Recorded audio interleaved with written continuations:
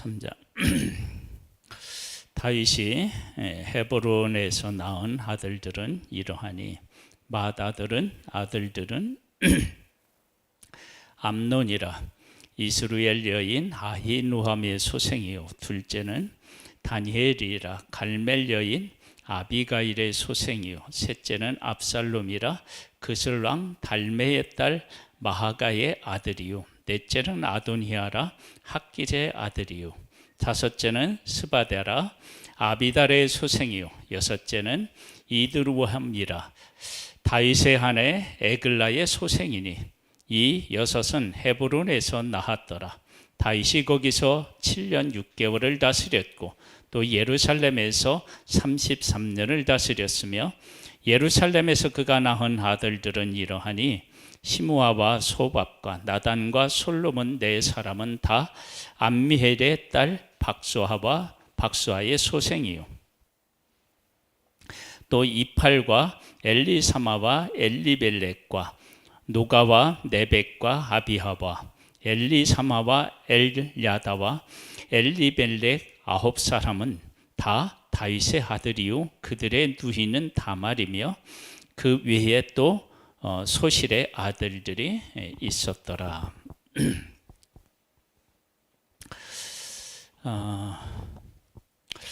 다윗 왕을 이렇게 이제 소상하게 기록해 놓고 있는데, 하나님께서 하나님의 백성을 선택하고 그들을 통치하셔요. 그때 통치하실 때 누구를 통해서 통치하시느냐 그러면 왕을 통해서 통치하셔요. 그래서 백성이 왕을 요구할 때 왕이 그들을 학대하는 것, 이것도 이야기하시지만 그 이전에 하나님을 버려서 그들의 왕이 되지 못하게 하셨다 그러거든요. 그 다음에 이 왕들이 하나님의 말씀을 떠나면 하나님으로부터 버림을 받고 그러면서 고통을 겪어요. 지금 다윗의 이제 족보를 이야기하는데, 이제 다윗하고 하나님이 언약하셨다. 그 왕위를 그 후손이 계속 이어갈 수 있게 하셨다라고 할 때 누구의 왕이냐면 하나님의 백성을 다스리는 왕이라고요. 그러니까 다윗 왕에 대한 이야기를 하고 있다.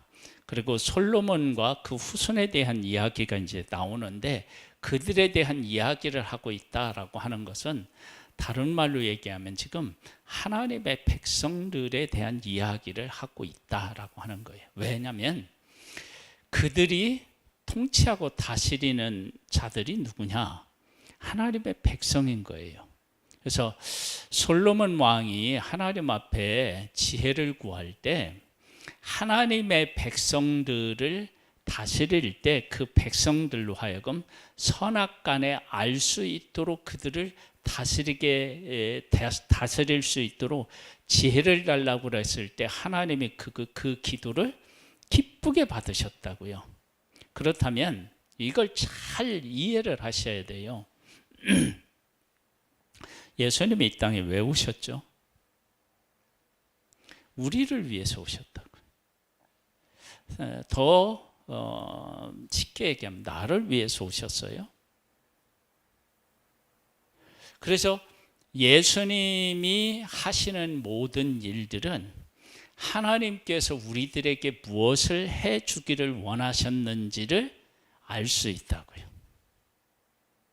알 수 있어요. 그래서 지금 다윗 왕조에 대한 이야기를 하고 있지만 왜 그들을 하나님께서 그들에게 은혜를 베풀어 주시고 그 왕위를 계속해서 이어서 왕이 되게 하셨느냐라고 하면 그 백성들을 위한 거예요. 그래서 이 하나님의 백성들이 이러한 사실을 제대로 알았다 그러면 이게 복이에요. 근데 이걸 깨달아 알지 못하면 이제 무슨 문제가 생기느냐 그러면 하나님의 백성들을 구원하기 위해서 모세와 아론을 보냈어요. 즉 뭐냐면 모세와 아론을 통해서 하나님의 백성들을 구원하기 위해서 그들을 보냈다고요. 그래서 그들에게 특별한 은혜를 베풀어 주시는 것은 하나님의 백성을 애굽에서 건져내서 구원해내서 광야를 통과해서 약속의 땅에 들여보내기 위해서 모세와 아론을 하나님이 쓰신 거란 말이에요. 그런데 이러한 사실을 제대로 알지 못하면 사람들이 뭐냐면 왜 모세와 아론에게만 하나님이 말씀하시고 특별한 것을 주시느냐라고 하면서 시기와 질투를 하는 거예요. 이제 그래서 하나님의 백성들에게 문제가 생기는 거예요. 한번 볼까요? 이제 10절로부터 보면요. 다윗은 자기가 낳은 아들들에 대한 이야기가 기록되어 있다면 솔로몬 때부터는 그 후손들 왕이 계속 이어진다라고 하는 것을 이야기하고 있어요. 솔로몬의 아들은 르호보암이요, 그의 아들은 아비하요, 그의 아들은 아사요, 그의 아들은 여호사밧이요, 그의 아들은 요람이요, 그의 아들은 아하시하요, 그의 아들은 요하스요, 그의 아들은 아마샤요, 그의 아들은 아사레요, 그의 아들은 요담이요, 그의 아들은 아하스요, 그의 아들은 히스기야요, 그의 아들은 므낫세요, 그의 아들은 아몬이요, 그의 아들은 요시야이며 요시야의 아들들은 맏아들이 요하난과 둘째 여호야김과 셋째는 시드기야와 넷째는 살로미요. 여호야김의 아들들은 그의 아들이 여고냐와 그의 아들 시드기야요. 사로잡혀간 여고냐의 아들들은 그의 아들이 스할디엘과 말기람과 부다야와 세낫살과 여가마와 호사마와 느다바와 바드요. 부다야의 아들은 스룹바벨과 시므이요, 스룹바벨의 아들은 무술람과 하나냐와 그의 매제 슬로밋과, 이렇게 해서 이제 그 자손들에 대한 얘기가 쭉 나오는데 솔로몬부터 해서 시작해서 바벨론으로 포로로 잡혀갔던 시드기야 왕까지 얘기가 쭉 어떻게 해요? 기록되어 있어요. 그 다음에 그 바벨론으로 포로로 잡혀갈 때 여기에 보면 여호야김도 나오고요, 시드기야도 나오는데 요시야의 아들들 중에서 이렇게 번갈아 가며 어떻게 해요? 왕이 돼요. 왜 그러느냐? 그러면 이들이 사로잡혀 갔을 때 다시 이들을 왕으로 세우고 이런 일들이 있어서 그렇게 되거든요. 자, 그러면 먼저는 다윗이 낳은 그 아들들에 대한 이야기가 있고, 이어서는 솔로몬과 그 아들들 왕위를 이어간 그런 왕에 대한 이름이 쭉 나열되어 있어요. 그럼 뭐냐면 솔로몬이 낳은 아들들이라든지 그리고 그 이후에 여로보암을 통해서 낳은 아들들이라든지 이런 아들들에 대한 이야기가 거기에 기록이 안 돼 있더라도 다윗에 대한 이야기를 소상하게 기록된 것처럼 하나님은 그들도 어떻게 해요? 다 알고 계시고 그들도 통치하고 계시다라고 하는 사실을 보여준 거예요. 그리고 이렇게 해서 바벨론의 포로로 잡혀갔는데 그 잡혀간 그들이 다시 어디로 와요? 예루살렘으로 다시 돌아와요. 왜? 회복하게 하신 거예요. 그리고 나서 하나님께서 물론 이제 400년이라고 하는 침묵 기간도 있었지만 하나님께서 그렇게 해서 메시아를 보내주신다고요. 보내주셔서 이스라엘을 왕이 다스리는 게 아니고 누가 다스리신다고 하는 거예요? 하나님이 다스리시는 것을 다시 그들에게 보여줘서, 그래서 맨 마지막 왕 시드기야 왕을 끝으로 해서 어떻게 해요? 이스라엘의 왕이 이제 없어요. 그 다음에 그러면서 뭐를 하냐면 하나님이 또 다스리시는 거예요. 다스리시는데 하나님께서 우리들을 다스릴 때 예수 그리스도로 인해서 우리가 새로운 피조물이 되게 하시고 우리 안에 성령님이 오셔서 우리와 함께 하시고 우리를 다스리시죠. 이렇게 하나님께서 은혜를 베풀어 주셨는데, 이런 은혜가, 이걸 왜 은혜라고 얘기하느냐면 하나님의 백성들이 지은 죄나 우리들이 지금 가지고 있는 죄, 이것으로는 하나님의 온전한 뜻을 이룰 수가 없어요. 그래서 온전히 이룰 수가 없다는 것을 하나님이 분명하게 못 박으신 것이 무엇이냐 그러면 언약하신 거예요. 언약. 그 아브라함을 불렀을 때 아브라함하고 언약하는데 어떻게 언약하시죠? 짐승, 재물 가져와. 그래서 그때 당시에 언약을 할 때 우리는 이렇게 도장을 파서 이렇게 찍잖아요. 근데 그 당시에는 어떻게 했느냐? 짐승을 잡아요. 짐승을 잡고 둘이 그 짐승을 쪼갠 사이를 지나가요. 그건 뭐냐면 우리가 약속한 이 약속을 지키지 않으면 이 짐승이 죽는 것처럼 죽는다. 즉 목숨을 걸고 약속한다. 그런 의미가 있어요. 근데 하나님께서 아브라함에게 짐승 잡으래요. 잡았는데 그곳을 하나님이 지나가시고요. 아브라함 안 지나가요. 왜냐하면 아브라함하고 하나님하고 언약을 하셨는데 아브라함이 만약에 언약을 지키지 못하면 아브라함 어떻게 돼요? 죽어야 돼요.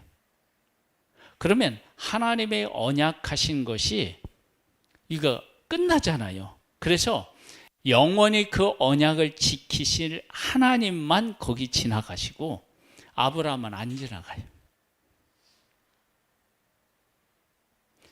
그렇게 해서 그 후손을 하나님께서 나라를 만드시고 이 나라를 왕으로, 처음에는 하나님이 직접 통치하셨어요. 그러니까 사사기의 통치는 사사들이 통치한 게 아니라 하나님이 통치하셨어요. 그런데 백성들이 우리도 이방인처럼 왕을 세워달라 그렇게 이야기를 할 때 이제 사무엘이 그것 때문에 막 힘들어하고 아파하니까 그들이 원하는 대로 왕 세워라. 너를 버린 게 아니라 어떻게 해요? 나를 버린 것이다.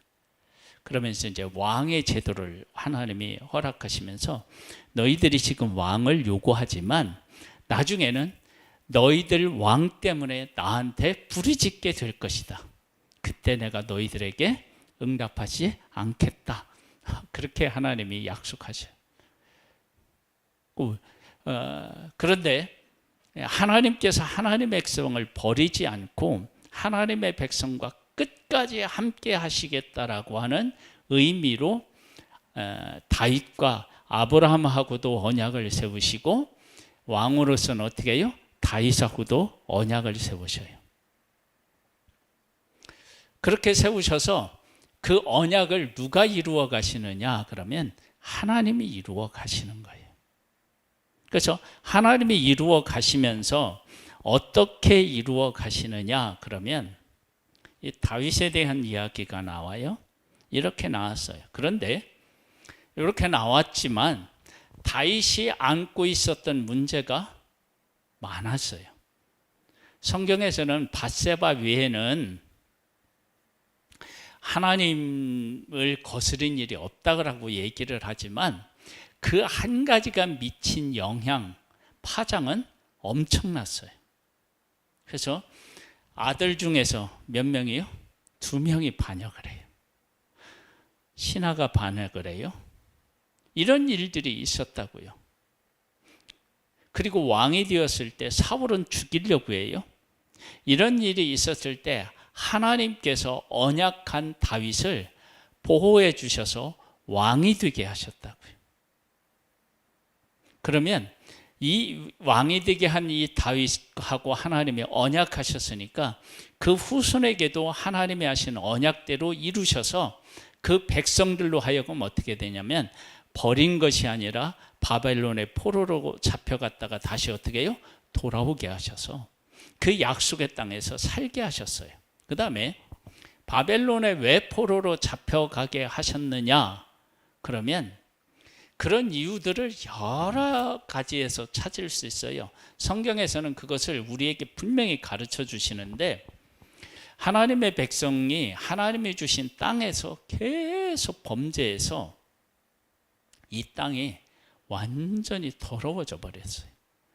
어떻게 더러워졌느냐면, 하나님의 백성들이 약속의 땅에 가기 전에 이 7 족속들이 범죄해서 땅을 더럽게 한 것처럼 그 땅을 더럽게 했어요. 그래서 하나님은 어떻게 하냐면 그 땅에 안식을 주기 위해서 이 백성들 하여금 포로로 잡혀서 먼 나라에 가서 살게 하신 거예요. 그러면서 하나님이 주신 약속의 땅이, 하나님의 백성이 없잖아요.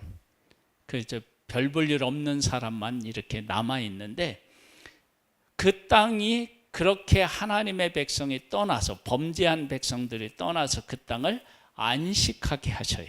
그래서 안식하면서 그 땅이 회복돼요. 얼마 동안 회복되느냐? 얼마 동안 회복돼요?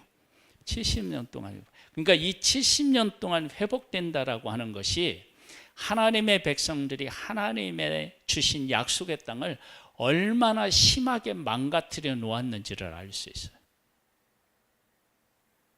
그래서 하나님의 백성들이 이제 그 바벨론에 갔어요. 그리고 이 땅은 안식해요. 이제 돌아오면 이 땅이 어떤 땅이 되느냐면 다시 젖과 꿀이 흐르는 땅이 되는 거예요. 그리고 그곳에 가서는 어떻게 하느냐? 이 땅을, 약속의 땅을 더럽힐 때 더럽힌 것들 중에서 가장 으뜸이 되는 게 뭐겠어요? 우상을 섬기는 거예요. 우상. 그런데 우상을 섬기는데 자유가 있을 때는 내 마음대로 우상을 섬기겠지만 포로로 잡혀가면 그게 제대로 안 되는 거예요. 그래서 포로로 잡혀갔을 때 하나님의 백성이 어떤 일이 생기느냐 그러면, 그 왕이 큰 신상을 만들어 놓고 뭐라고 해요? 거기에 절하라고 얘기해요. 그러니까 이 섬기는 것도 이제 내 마음대로 못 하는 거야. 그러니까 내 마음대로 안 되는 거야. 이제 몸이 이제 포로로 잡혀갔으니까, 종이 되니까 내 마음대로 할 수가 없는 거야. 그런데 그 사람들이 만들어 놓은 막 신을 섬기라고 하는데 그거 거부하기도 하고, 그러면서 막 풀무불에 들어가기도 하고 막 이런 일들이 생기잖아요. 뭐 사자불에도 들어가고 막 이런 일이 생기는 거예요. 자, 그런 일들이 일어날 때 그렇게 자기들을 막 섬기라고 했던 사람들이 하나님 앞에 바르게 신앙 고백하고 하나님을 따랐더니 그 왕들조차도 하나님을 섬기는 백성들 앞에서 무릎을 꿇게 하시는 거예요. 근데 그렇게 무릎을 꿇게 하나님이 하시니까 백성들이 깨달아 아는 거예요. 아, 우리가 약속의 땅에 있었을 때 하나님의 말씀대로 바르게 살았더라면 우리가 이렇게 이방인의 포로가 되어서 잡히지 않았을 텐데, 그리고 하나님은 그 약속의 땅 그곳에만 있는 분이 아니고 여기에도 존재하시는 분이시구나. 그래서 하나님께서 이스라엘 백성들에게 주신 이 모세오경이 있잖아요. 그 모세오경에 창조주 하나님 이렇게 해서 이제 시작되는데, 그 하나님이 맞구나. 우리를 백성으로 삼은 분이 온 세상을 통치하시는 분이시구나 라고 하는 사실들을 알게 하셔서 하나님의 백성들로 하여금 하나님만 의지할 수 있도록 하시는 거예요. 그런 일들이 어디에 다 있느냐 그러면 이 족보 속에 그러한 내용들이 다 있는 거예요. 그래서 왜 우리가 잡혀서 이곳에 와서 이 고생을 하지? 그러고 있다고요. 근데 그것이 어디하고 이렇게 연결되어서 생각해 보면은 이해가 훨씬 쉽냐 그러면 하나님의 백성이 애굽에 가서 종살이를 하잖아요. 그렇죠? 하나님의 백성으로 가서 종살이를 하는데 이걸 누차 말씀드리지만 하나님이 바로와 애굽 사람들에게 내 백성을 보내라 그들이 나를 섬길 것이니라 그렇게 이야기하는데 그 이야기는 단순히 바로 왕과 애굽 사람들에게만 하는 얘기가 아니고 종살이를 하면서 정체성을 잃은 하나님의 백성들에게 너희들은 내 백성이야. 그리고 너희들은 나를 섬겨야 할 자들이야. 라고 하는 것을 그 백성에게 진짜 하신 거예요. 그래서 그 사실을 깨달아 알게 하시고 나오게 하셨는데도 불구하고 하나님의 백성들은 자기가 하나님의 백성이라고 하는 정체성을 제대로 인식하지 못하고 애굽으로 자꾸 돌아가자고 얘기해요. 애굽으로 돌아가자고 얘기하는 것은 내가 하나님에게 속한 사람이라고 하는 것을 제대로 깨달아 알지 못했기 때문에 그런 일이 생긴 거예요. 우리가 예전에 예수님을 믿었다고 하는 사람들 중에 예수를 안 믿는 사람들이 있어요. 떠난 사람들. 특별히 이제 시험에 들었다라고 하는 사람들이 있는데 그런 사람들은 어떤 측면에서 문제가 있었느냐 그러면 내가 하나님의 자녀라고 하는 사실에 대한 확신 있는 신앙 고백을 못했기 때문에 그래요. 만약에 내가 하나님의 자녀라는 확실한 신앙 고백을 했다 그러면 사람으로부터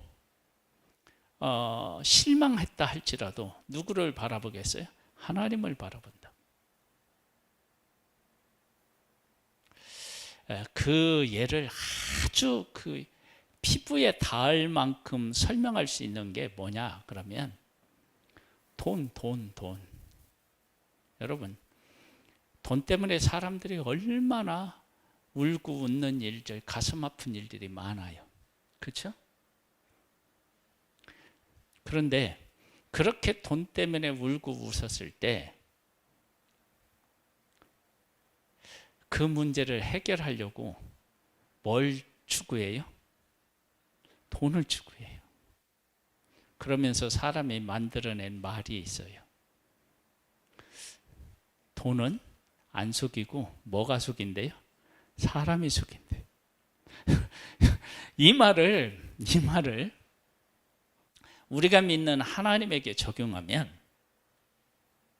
사람은 실망시켜도 누구는 우리를 실망 안 시키는 거예요? 하나님은 실망 안 시키는 거예요.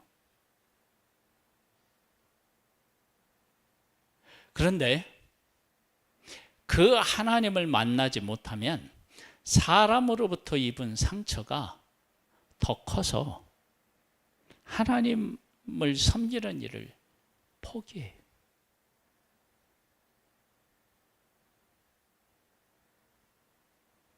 이게 얼마나 어리석은 일인지 몰라요. 그러니까 하나님의 백성도 그러한 때가 많았어요. 자기들이 하나님의 백성이라고 하는 이 정체성을 바르게 갖지 못하니까 애굽에서 나와서 광야에 있는데도 어디를 자꾸 그리워하느냐면 애굽을 그리워하는 거예요. 그건 내가 하나님의 백성이라고 하는 바른 깨우침이 없었기 때문에 그런 일이 생기는 거예요. 여러분 우리가 하나님이 우리 아버지시라고 하는 이 분명한 신앙 고백이 생기잖아요. 그러면 사람에게 실망했을지라도 하나님 아버지에게 나아가요. 그런데 하나님 아버지에 대한 바른 신앙 고백이 없으면 어떤 일이 생기느냐? 사람에게 실망하면 누구도 떠나요? 하나님도 떠나요. 그래서 내가 정말로 하나님을 만났는지를 알려면 사람에게 어떤 어려운 일들을 겪었을 때 하나님 앞에 더 가까이 가서 하나님의 위로를 받는지를 보면 알아요.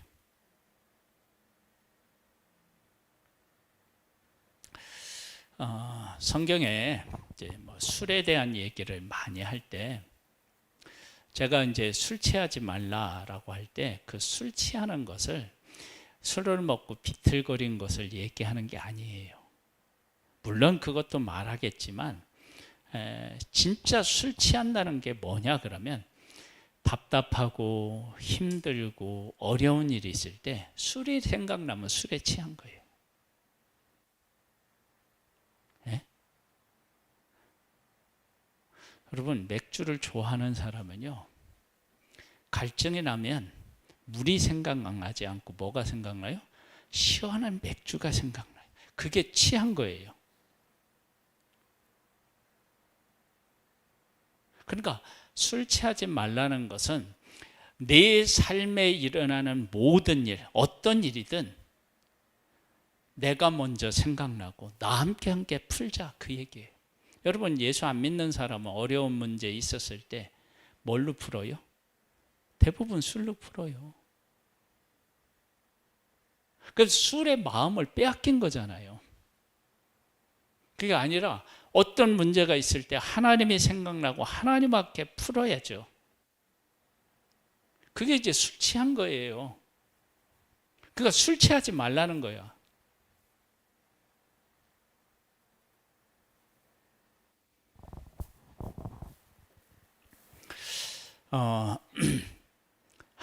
하나님 안에서 우리가 바르게 깨달아 알아야 돼요. 그래서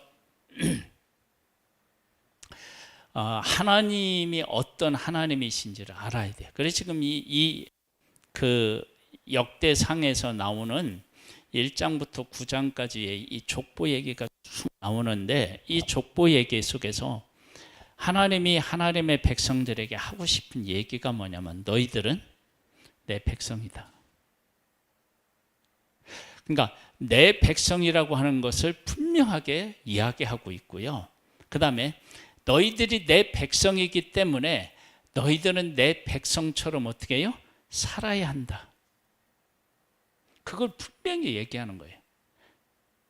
근데 너희들이 내 백성으로 살아야 되는데 근데 너희들이 실패했다.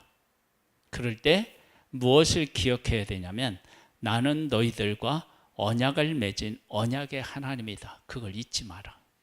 그래서 실패한 자리에서 그 언약하신 하나님을 믿고 그 하나님 앞에 나오면 이 백성들이 어떻게 되느냐? 회복의 역사가 일어나는 거예요.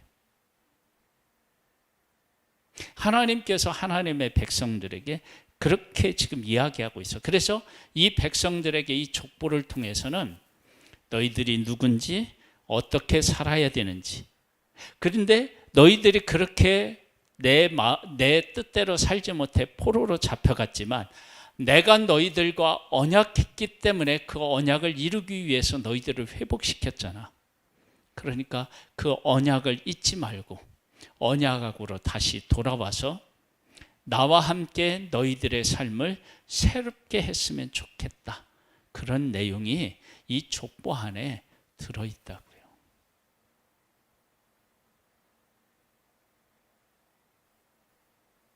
그러니까 족보는요 단순히 그냥 이름의 얘기가 아니에요. 그래서 이제 우리가 봤던 이 야베스의 기도가 4장 이제 9절 10절에 나오는데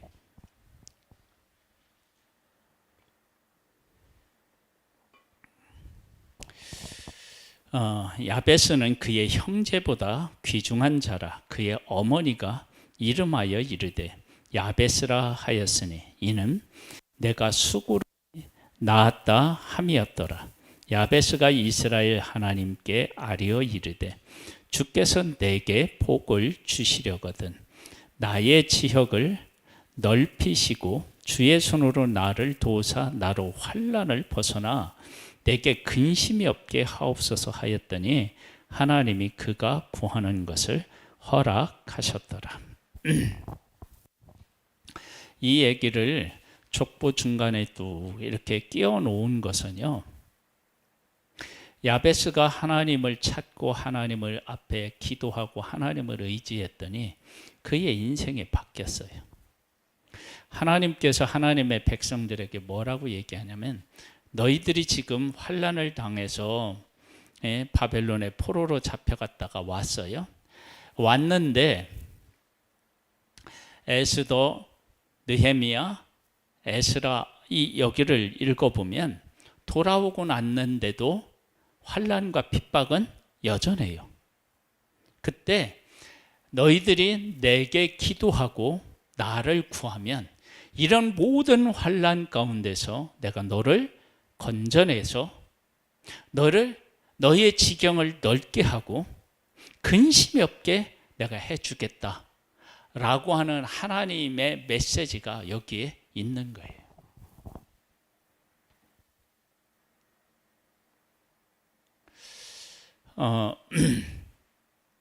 성경을 읽으면 그때 당시를 이해해야 되고 시대를 초월하는 메시지를 이해해야 되고 마지막으로는 뭐냐면 그것이 나에게 어떤 의미가 있는지를 이해해야 돼요. 그러니까 성경은 그 당시 모든 세대를 거쳐서 말하고 싶은 하나님의 뜻, 그리고 마지막으로 뭐냐면 나에게 그것이 어떤 의미가 있나, 이게 조화를 이루어야 되거든요. 성경을 해석하는 데 있어서. 그러면 이 족보를 통해서 하나님은 나에게 뭘 말씀하시느냐, 우리가 잊지 말아야 될 게 뭐냐면 내가 누군지예요.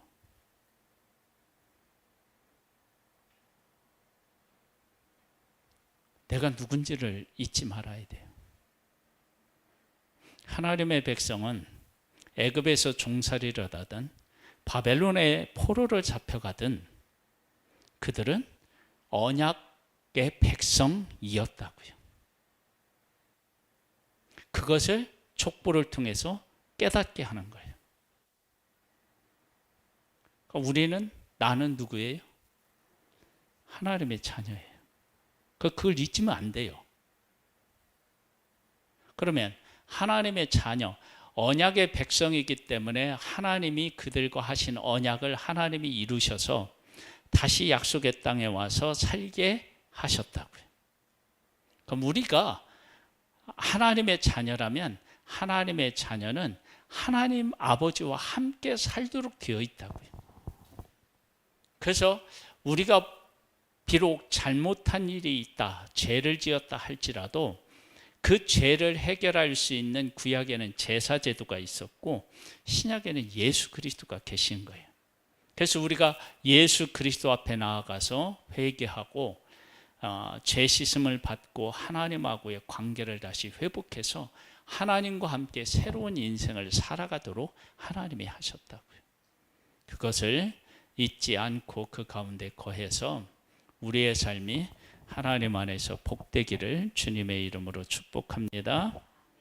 예, 기도하겠습니다. 우리 함께 하나님 앞에서 기도로 나아가는 시간을 갖겠습니다. 하나님 아버지, 감사합니다. 우리를 사랑해 주셔서 감사합니다.